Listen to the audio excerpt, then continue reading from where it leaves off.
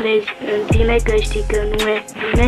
Tu tot vorbești de mine și asta cred în fine. Asta e vina ta, eu nu cred în ea. Chiar trebuia, știu că nu e așa. Asta e libertatea și viața ta nu se pune cu a mea.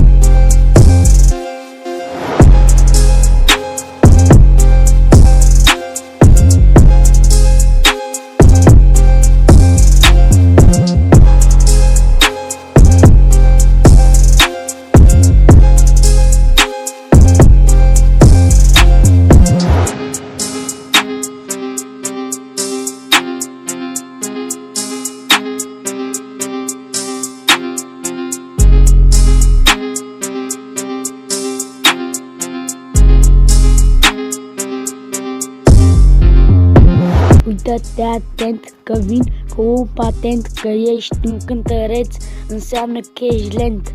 Vrei să-ți dau 100, îi strâng într-o lună. Acum lasă-mă în pace, că să-ți dau capace. Tu vrei miliarde, de unde să-ți dau, frate? N-am bani să-mi iau ceva, dacă vrei în rate.